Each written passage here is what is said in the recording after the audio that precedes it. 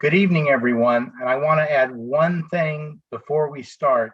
When we get to the question and answer period, please don't ask our panel members for personal legal advice or for them to talk about any particular case. This is generally about estate planning, and that's what we're going to discuss tonight. And we have two experts in the field.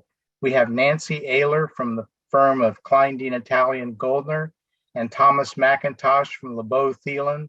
They're both very experienced.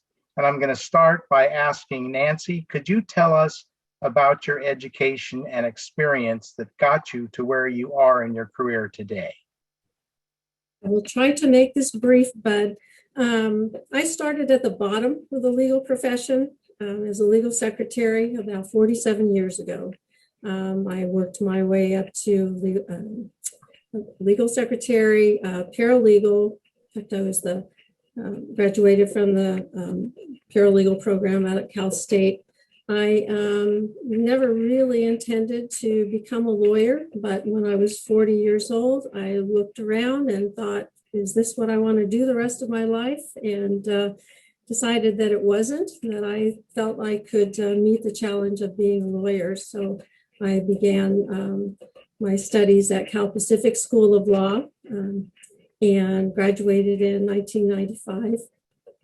Got my ticket punched in 1995, and since then I have gotten my LLM in taxation, and I'm a certified specialist in the estate planning, trust, and probate law area.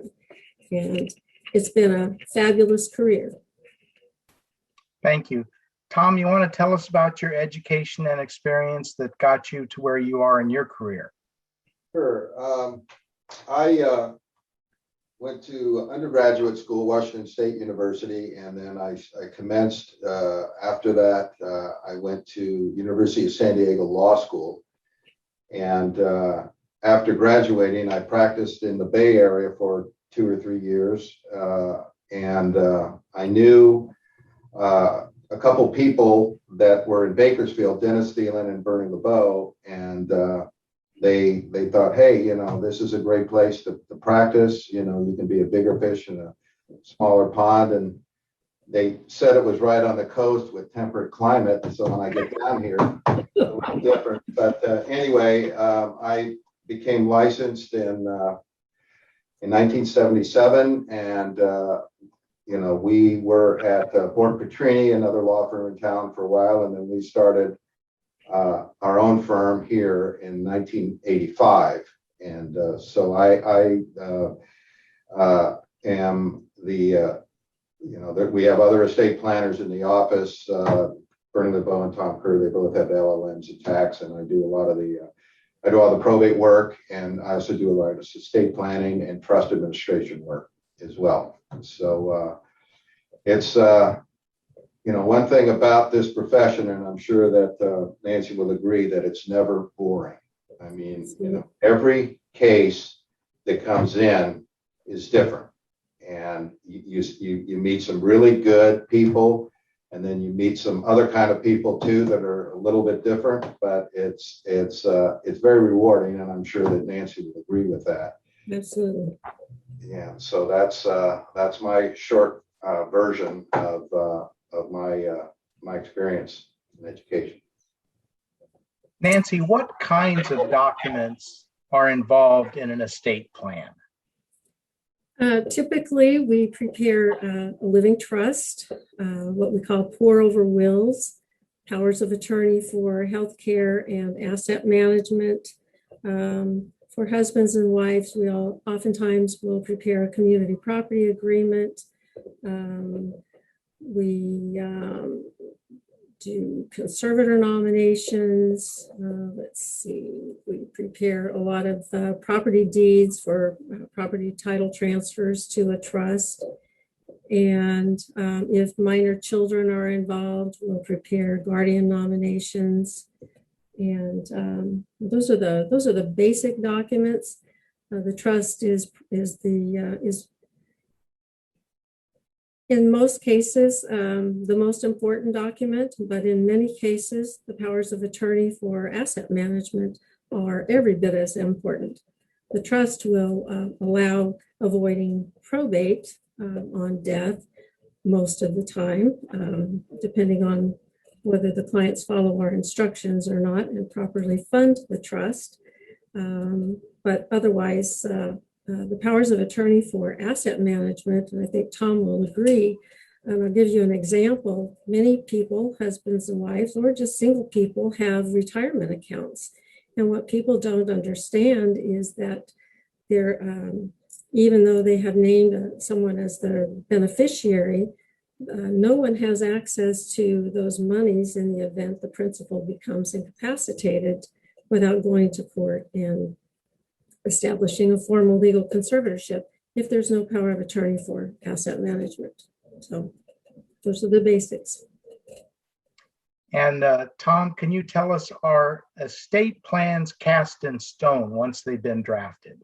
Absolutely not. I mean, there's certain estate planning documents that would be that I don't think too many people are using right now, like irrevocable life insurance trusts, which are generally used for estate tax purposes. But the nice thing about revocable trusts is that they can be amended or revised during the lives. If there's a husband and wife, generally during their lifetime, they can come in, amend or revoke the trust. A lot of times situations change over time. A lot of times they'll have, young children, and they'll say, okay, well, we're gonna, their share is gonna have to be in trust if the second spouse dies for a period of time. And then they can come in later and say, these kids have turned out pretty well. They're not a bunch of spendthrifts, so that they can modify that.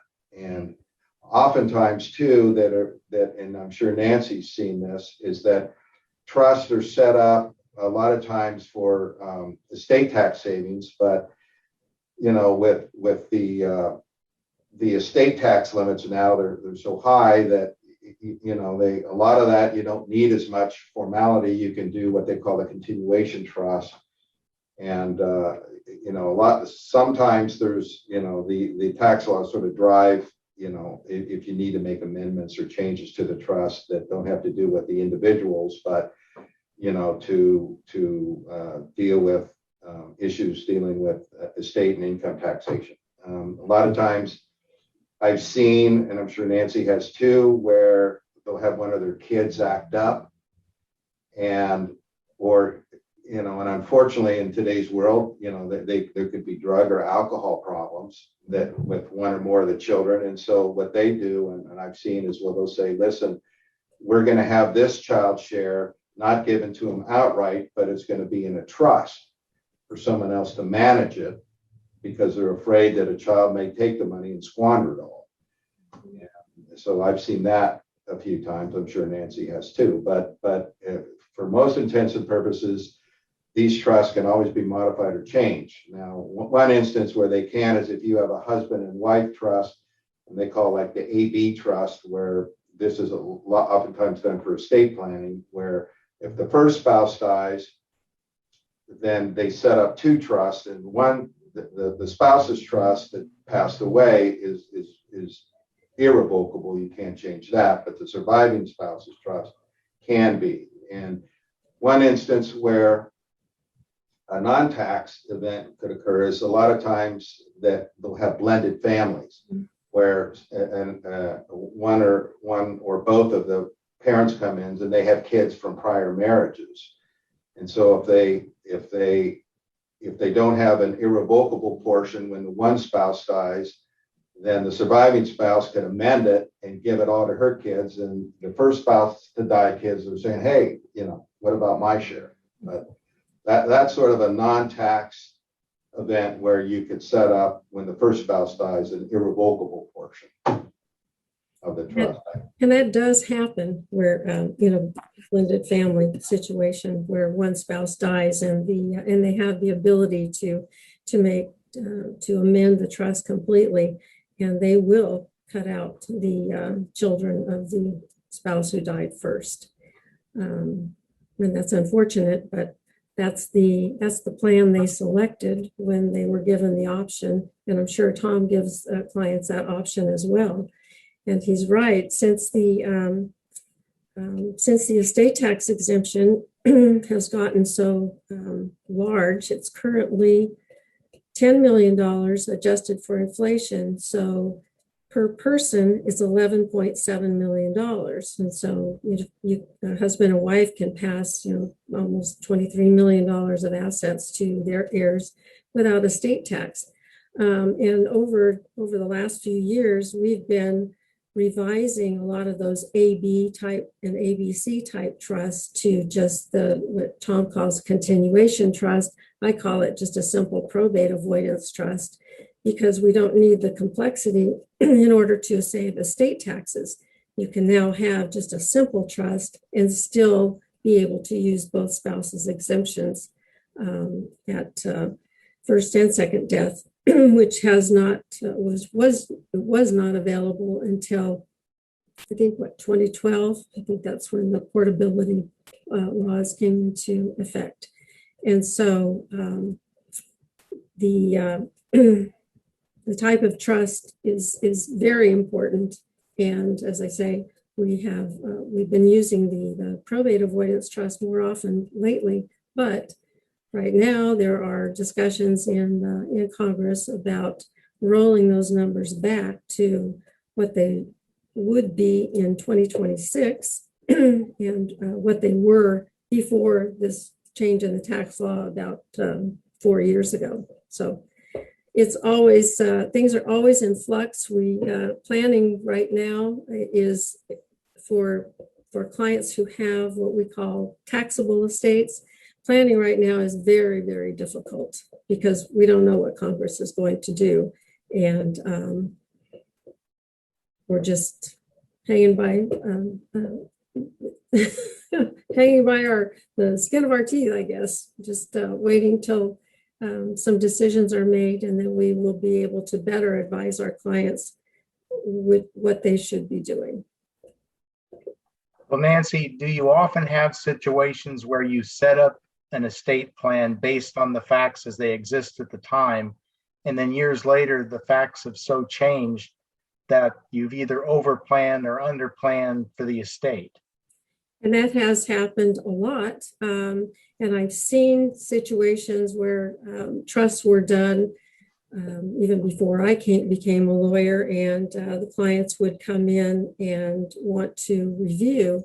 And based on the changes in the tax laws over those years, what they had for their estate was really overkill.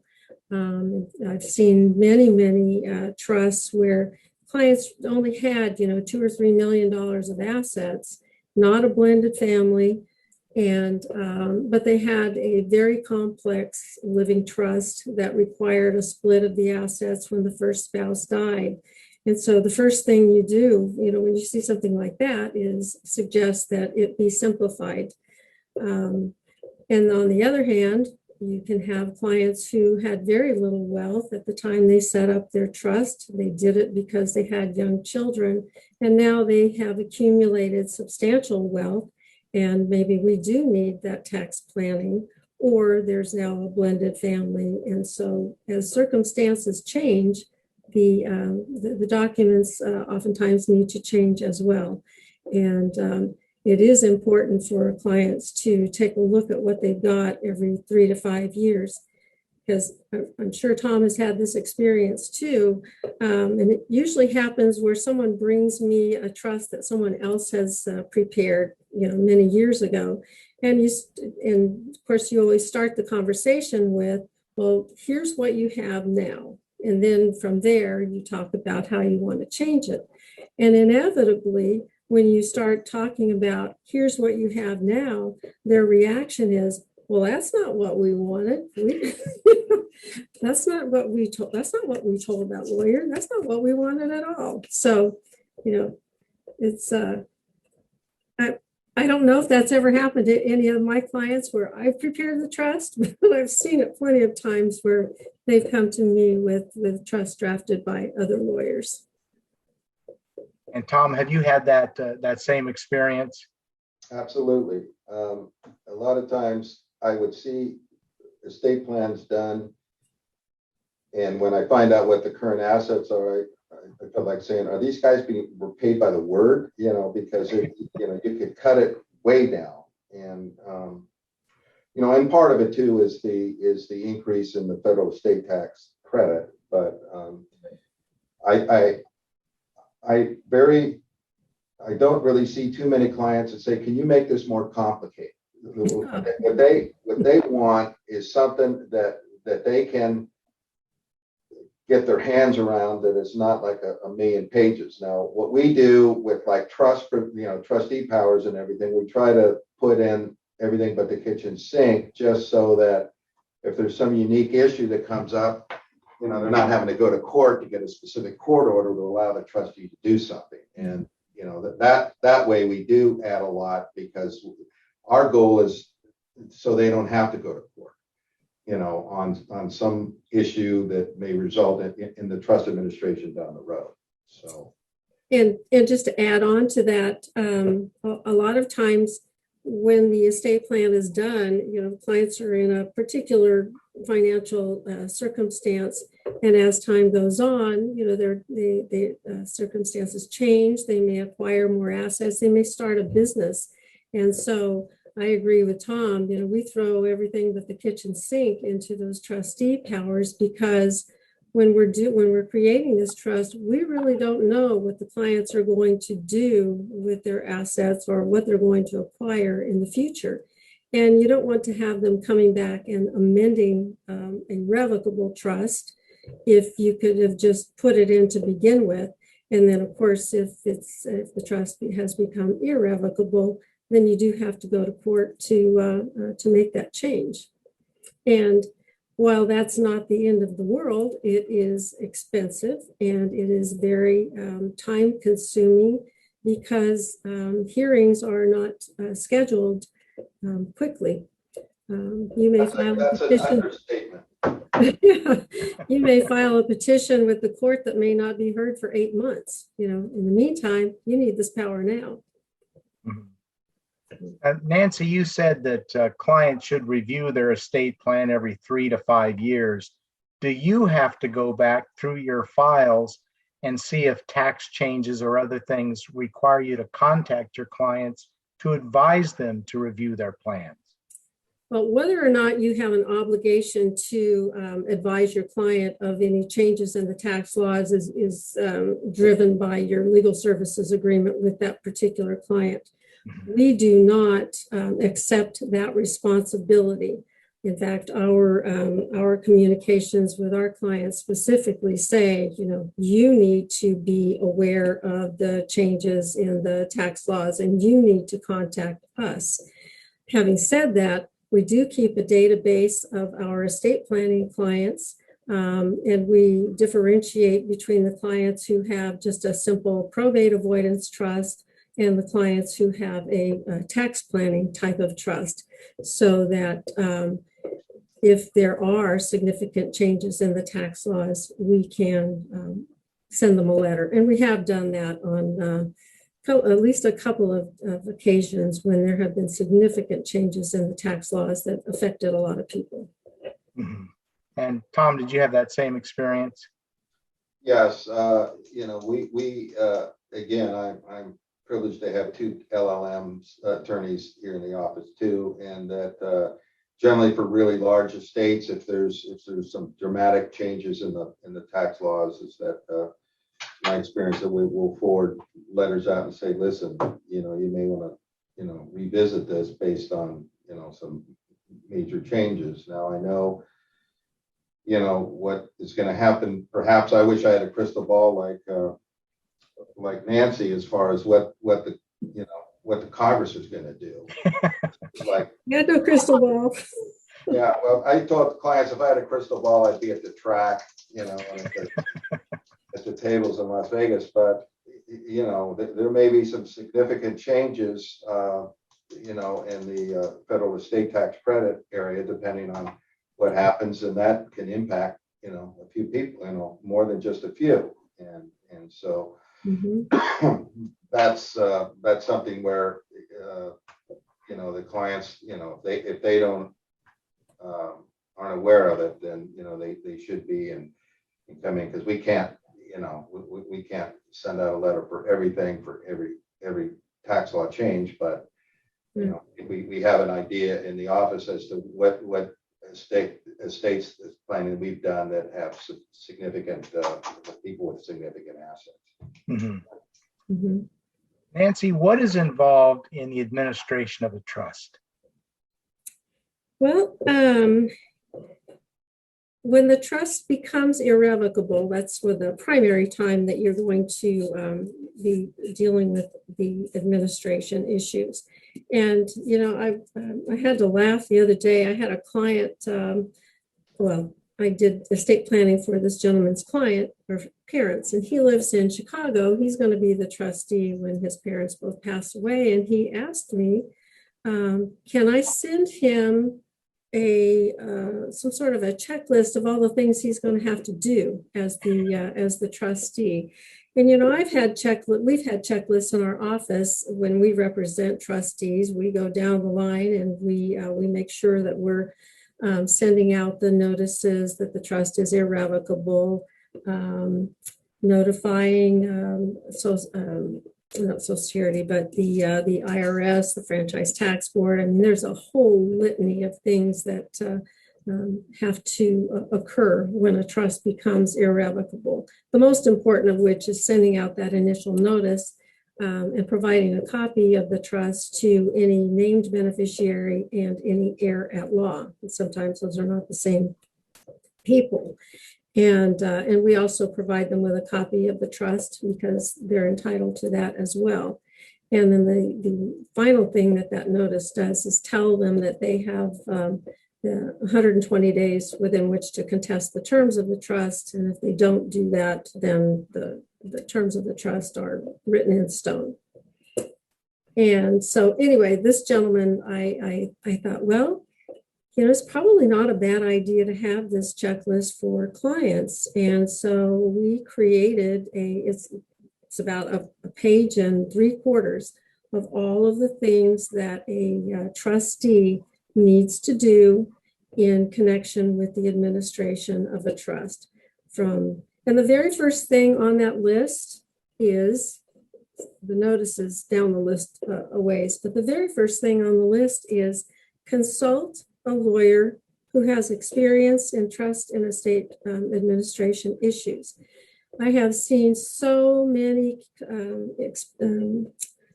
cases where if somebody dies, the trustee steps in and they start doing all of these things without knowing what they're doing. And they can get themselves into a lot of hot water with the beneficiaries because they're not doing things correctly. They're not keeping the proper records. And so the very first thing is at least consult with a lawyer so that you know what you're supposed to be doing. And then if you think you can do all of those things without assistance of counsel, then more power to you. But most people do need more help than that. Anyway, I've now got this list, and I've actually I've had several opportunities to share that checklist with clients, and they absolutely love it because it's very detailed about what they need to do and basically how they need to go about doing things. And it's been very, very well received. I don't know why it's taken me all these years, and I've never done that before. So. Tom, do you ever have people who come to you and say, I've been designated a trustee on a trust that someone else has drafted, and I need help in administration of the trust? All the time. Mm-hmm. When they come in, I'll say, okay, get me all of the documents that are the most current, because one thing you got to make sure of is that, as Nancy and I talked about before, you can have amendments to trusts. Let's say it's a single person trust, they can amend it theoretically every day for for an entire year if they want. One concern that I have is that if they say, well, this is the this is the trust that the person did. So, we're following this. And I always say, is that the last one? Because you can have a really bad situation where you start with administering a trust according to its terms, and then you find out later that the settlor executed an amendment to the thing, maybe 3 years later, which could completely change the distribution provisions of the trust. So that's the first thing that I want to get, to make sure that we've got the latest documents so we don't go down on the wrong path. And I also try to emphasize with them, say, listen, you have fiduciary responsibilities to administer this thing in accordance with the terms of the trust. So no shortcuts, because, if you don't, and depending on whether or not the trustee language in the trust sort of exonerates people for, trustees for simple negligence or whatever, they could have some exposure. And the most important thing is what Nancy alluded, the most critical thing is to get that 120-day notice out as soon as possible. Because I tell clients, I said, the earlier you get that 120-day notice out, the quicker the time will go by for people to try to contest it. So I always try to push that right at the get-go. And but anyway, we'll take those trusts, and either like the attorney has either died or has retired or is no longer practicing. So I get quite a few of those over time. There's one attorney in town that's retired, and so I'm getting, some of those trusts that he did, in order to administer. And some are better than others. That 120-day period is also really important to the trustee, because that's kind of like the period of time that they have to marshal all the assets, figure out what debts are owed, all of the things that a trustee needs to be concerned about before they start making any distributions. And of course, before they start making any distributions, I always want them to prepare an accounting that has to be approved by everyone. So, and that's when I represent a trustee, my job is to protect the interests of the trustee. And that is to make sure that the trustee isn't making distributions without getting approval of his or her accounting, so that when the money or assets are all distributed out, there's no question that there will be a claim against the trustee personally, or no assets in the trust to pay any other type of claim. Right. I tell the clients, because once the money goes out, you're not going to get it back. Once the horse is out of the barn, they say, oh, geez, I need this back because of X, Y, or Z. There was it's like the money's spent. So it's, there's no money left. Nancy, do you ever in the administration of a trust wind up in court anyway? Yes. And while I don't do trust and estate litigation personally, oftentimes what will happen is we will create a trust, and we will fund it with, when I say fund it, I mean transfer assets into it. The things that we're responsible for, generally the real estate transfers. But we also give our clients very detailed instructions, both verbally and in writing when their estate plan is completed, that describes the additional transfers that they need to make, because I can't go to the banks for them, and I can't contact the insurance companies for them. I can't contact, well, I guess I could with their authorization, contact any partnerships that they have an interest in, or corporations. So we give them a very detailed instructions on how to complete the funding of their trust. And it is amazing how many times someone dies later on, and maybe they've sold the property that we put in the trust, acquired a new property, and now it's just in their individual name because they didn't follow the instructions that we gave, that we tell them. These are not just instructions for right now. These are also to be referred to anytime you acquire additional assets in the future. So when that happens, we have two choices. And the choice I always opt for is to go to court on a single petition to confirm the trust ownership of this particular property that was acquired later. And we, in Kern County, all you need is the trust and a pour over will in order to get an order to confirm the trust ownership. I had a recent experience in Riverside County where, because I didn't have also a general assignment of assets to the trust, the court in Riverside County would not let us use that petition. They actually required that we open a full-on probate administration, which is much, much more time-consuming and expensive than that single petition with a single hearing and a single court order. Another time where we have to go to court to transfer assets into the trust, and something else that we warn our clients about in writing is if they refinance their property, their home, for example.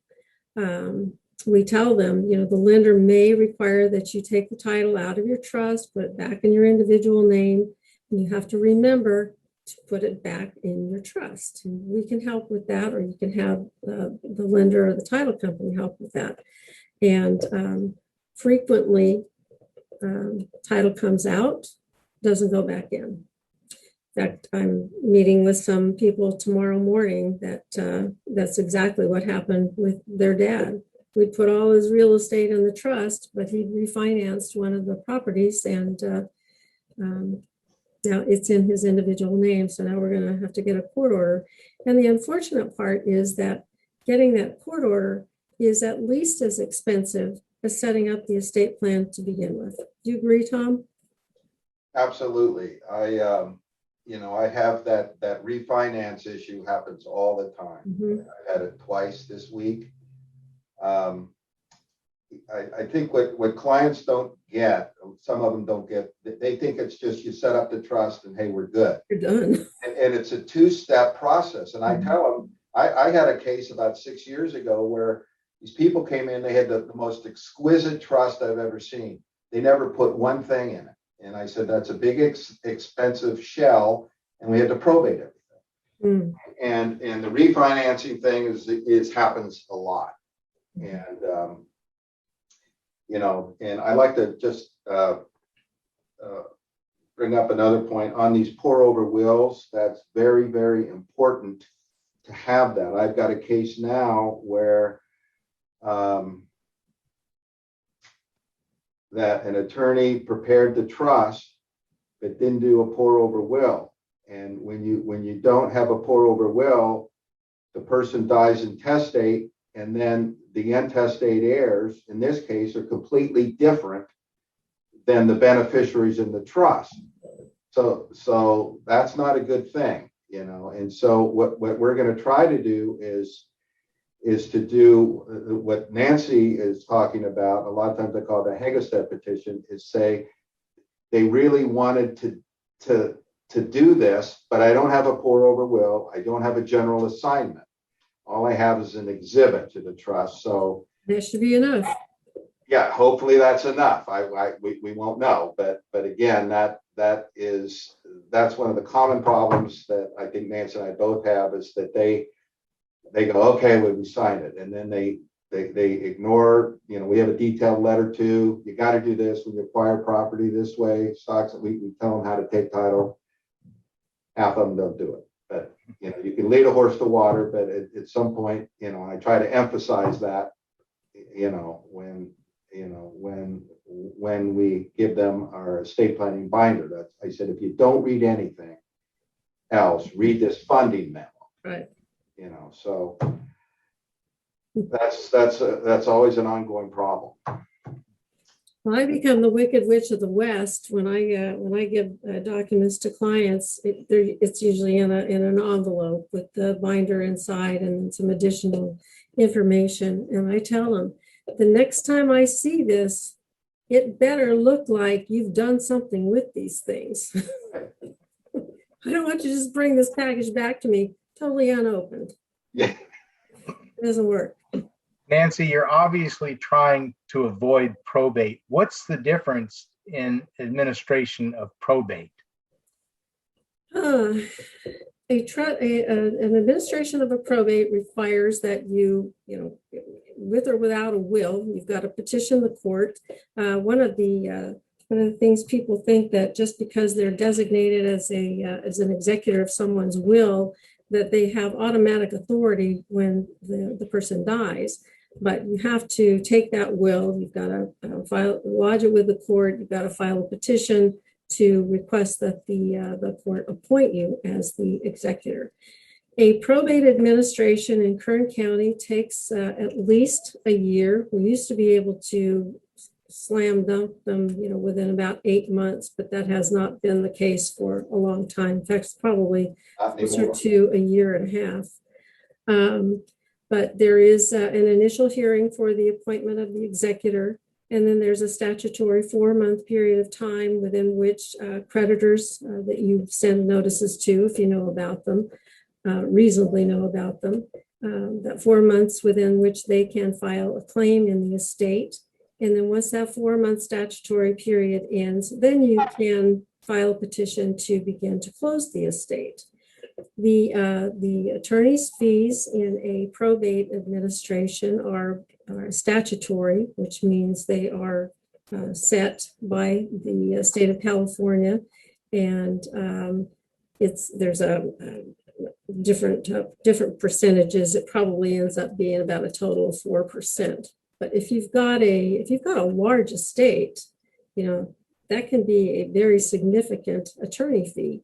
And the executor or the administrator is entitled to the same amount. And that's one of the reasons why people say, probates are so expensive, is because the attorney's fees, the administrators or executors commission, and then of course the associated costs.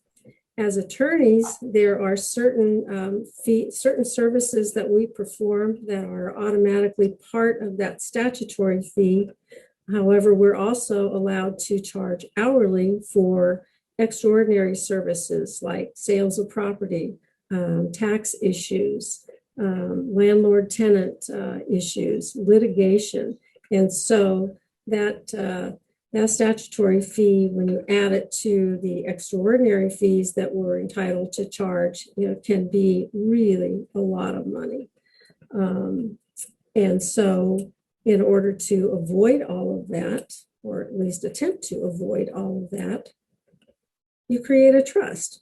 Fund it with your assets. Your trustee, unless there are problems with the trust, or you've got beneficiaries who are unhappy and they're contesting the terms of the trust, the court isn't generally going to be involved as long as it's fully funded. Our trusts have very, very onerous no contest and disinheritance clauses. So if someone is receiving is a beneficiary of a trust and they contest the terms and they're not successful, then they forfeit any interest that they have. And the clients that I meet with, one of the first things they say is, "We want this watertight. We don't want anybody to contest this document at all." And so my response is, well, that's all well and good, and we do what we can with the language that we put in the trust, but you can never prevent someone from suing you. And so a will contest or a trust contest may result anyway. If the person who's contesting doesn't have an interest in the trust or is not a beneficiary, they've got nothing to lose.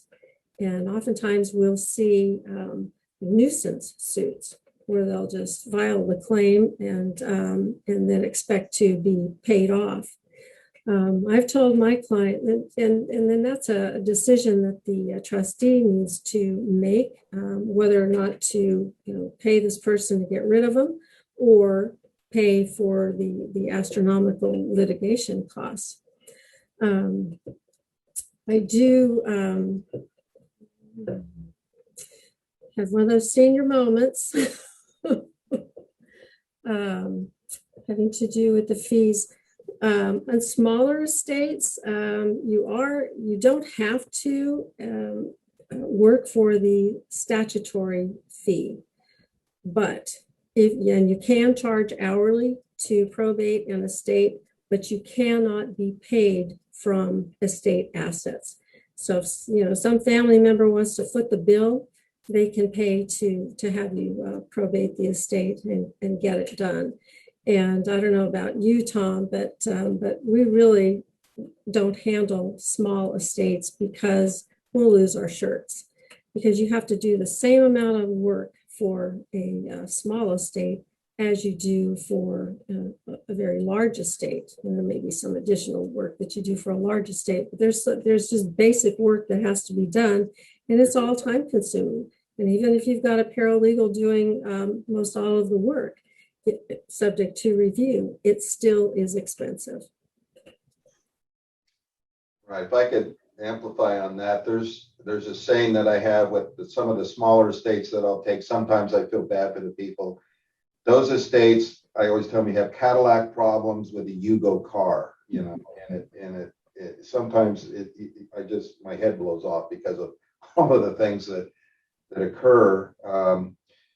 And one of it's funny with when people have to go through probate and they get angry with the amount of time it takes for these hearings. And I said, I don't wear the black robe. I can't set the stuff, and a lot of times, with the probate calendar, it's like they're so jammed up, especially with accountings, Nancy, a lot of times they'll set these things 6-8 months out, and then with the COVID problem, it just exacerbates the problem where by the end of the probate, I get a lot of estate planning clients. They go, I don't want my kids to have to go through this. Mm-hmm. I want you to set up a trust for me and my wife and my kids. And it's amazing how many cases you get when they have to go through this probate experience, because it's time, it's consuming, it's expensive. And I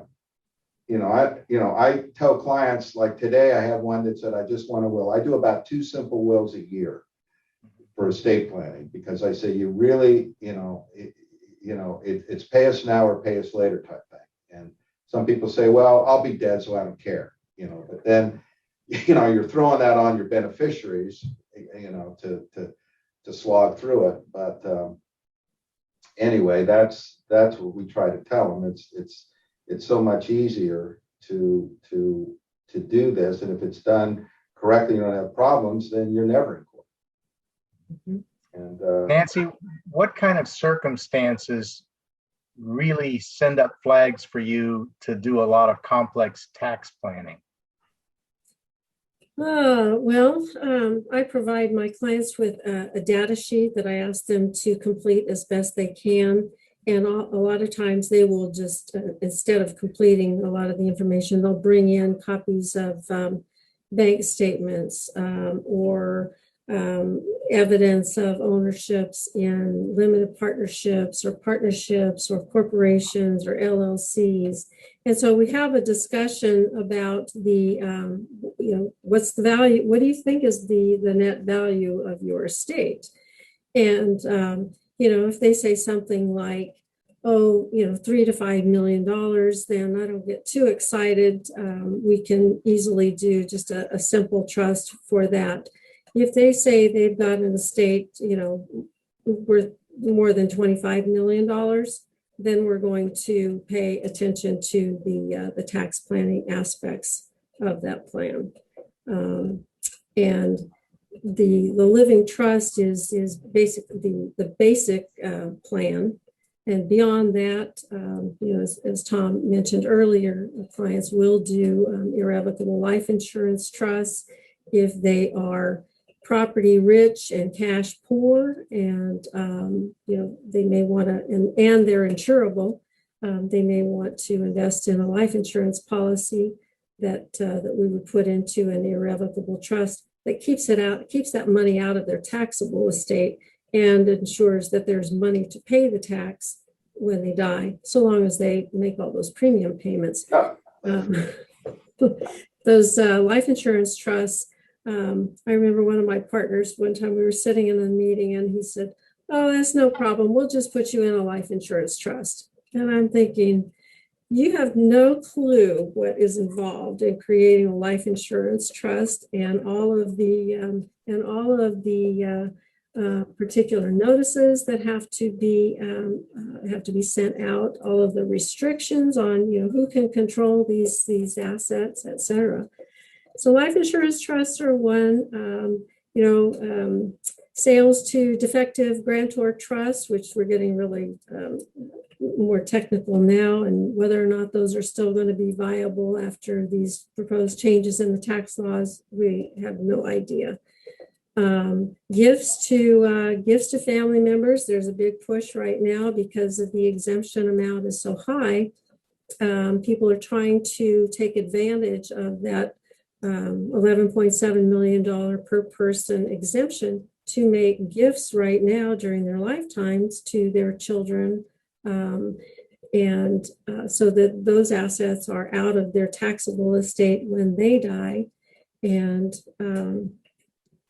if the tax laws do change and the exemption amounts drop way down, then they will have gotten those assets out of their estate. What are some other things? I mean, there's all kinds of the gurus of estate and tax planning in this country. They're always coming up with some new trick. Sometimes they work. Sometimes they're just fee generators. Most of our clients, and we do have some very, very wealthy clients, but most of them are, probably under the $10 million, even $5 million range. Would you agree, Tom? Most of what we see. Right. Got a lot of farmers. Dina, do we have some questions pending from our audience? We do. Actually, they're lining up. So right now I have a question. I don't know if those who posted the questions in the chat want to unmute themselves and ask, or would you prefer if I just read them? Kayleen, you want to go ahead and ask your questions? Okay. I had to pull it up because I can't remember what it is now. I had actually a few questions. Would an exception to the statutory fee be in dealing with a competing petition? I would answer that. Yeah. Competing petition, would that be an exception?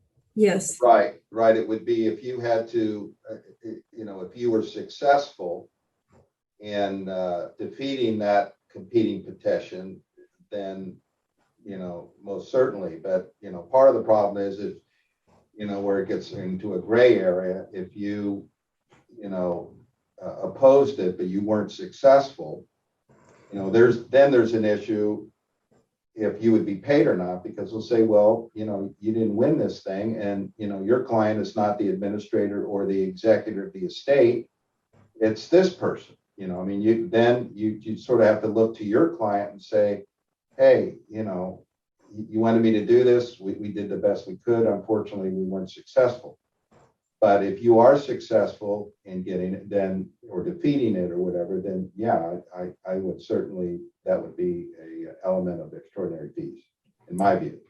And the best advice that I can give is if you're going to file if you're going to contest anything, or if you've got a client who wants to contest and you're the lawyer, get your money up front. Make sure they give you a significant retainer so they've got skin in the game. Absolutely. Otherwise, you could be doing these things all day long and lose your shirt. Right. Well, I also had a question about I know generally an attorney does not have an obligation to the beneficiaries, but is there ever a situation where you do? Not that I can think of.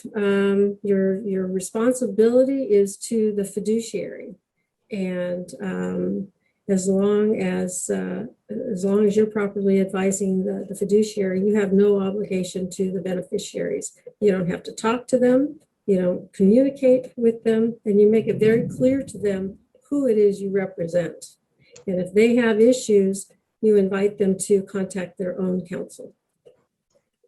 Michael, I think you had the next question. Thank you. This gives me a chance to say thank you very much, everybody, for your time. I really appreciate it. So my question was, when you mentioned working with smaller size estates creates issues and so on, I was wondering so just sort of how you go about either rejecting or referring someone appropriately. And then since I get a chance, I'll ask this follow-up question. What do you wish you guys might have learned sooner in your career? Thank you again very much. So the first question, sorry, Tom, I'll answer this. I kind of have a rule of thumb. If the estate assets are worth less than $400,000, I'm really not going to be interested because of the time that it takes. The probate administrations are a lot of work. And what I have discovered, though, is clients will come to you and they'll give you this list of all the assets that the decedent owned. And, you get signed up, you open the probate, and then you discover that just about everything is paid by beneficiary designation to named beneficiaries. And when that occurs, of course, that's those are not probate assets. And so the size of the estate that you're probating has dwindled to a very small number, maybe a couple $100,000. And but you're stuck at that point. So you always want to try and verify what the assets of the estate actually are and whether or not they are going to be part of the estate before you jump in with both feet. And then the second part of your question was,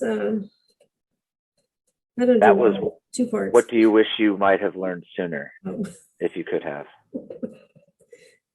Gosh,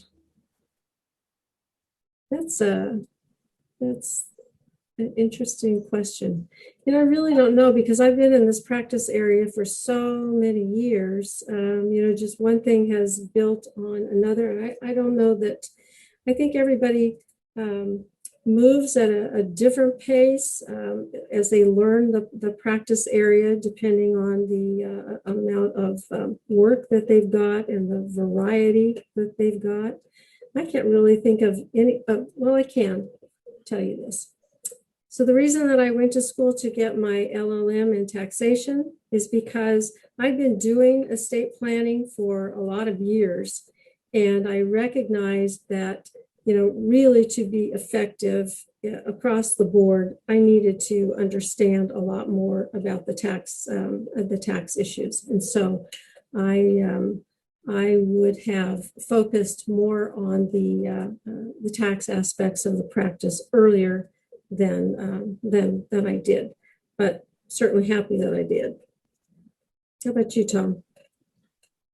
Well, I would say that when I first started this I thought, everybody in estate planning and everything, I thought everybody was, was born in a family that there was never any disputes or any type of dysfunction. And I wish I would have learned earlier on in my career that you always hope for the best, but a lot, and I don't know, Nancy, if you deal with this, I deal with it all the time, is where you have family dysfunction and greed. Yeah. And people are backing trucks up trying to get stuff out of the house. The body's not even cold yet. And you can see the worst in people. And that really shocked me earlier on in my career. But now you have to understand that, and you have to be knowledgeable in how to thwart this early on so that, that this doesn't occur. I mean, a lot of times I'll get people come in and say, well, my dad died a year ago, and then, we haven't done anything, but like these people have taken like 2/3 of everything. And now what do we do now? And it's like, well, I tell people, I don't know, like the horse is out of the barn, we can do X, Y, and Z. And so that to me was a change that occurred over time, where a lot of times you see the worst in people. But the people that are honest, hardworking, they make up for it. But you do see that. And one thing I want to say that's a little off topic is the worst thing that you can have when you have a client coming in on a death. They'll say, well, my parents didn't, they took all this stuff off the internet and prepared their own trust. And I shake my head. I said, okay, you can double what the problems are going to be. And they're penny wise and pound foolish. And I just go, oh, here we go again. And I would always suggest, it's like, not like just get a lawyer to look at it, because you get what you pay for on the internet. Costs nothing. And what happens is I've had the most horrendous problems, expense, and time with defective documents, or they try to do it themselves. And that can just be a real horror show. And I absolutely agree. In fact, one of the things I wrote down was you get what you pay for. And I've told clients who they'll suggest, well, I could go on LegalZoom and I can do this, and I tell them, I said, well, that's your prerogative. Just know that I have made a lot of money fixing those do-it-yourself estate plans. A lot of money. Exactly. So as well, it's cheaper to do it right the first time. With those very wise words, I think we are going to have to wrap it up this evening so our students can head to class. I want to thank Dean Starr for joining us, and our panelists for all your wonderful information and insight. It was truly enjoyable, and I was actually taking notes of like, I need to talk to my parents. I want to make just one more comment, if I can, about this practice area. It is a fabulous practice area. And one of the best parts about it is not only do you get to help people help themselves, but you also get to be the master of your own calendar. That's perfect. Very well said. Well, thank you. I'm sorry, we have to wrap it up and have everybody head on to class. Thank you so much. I appreciate it.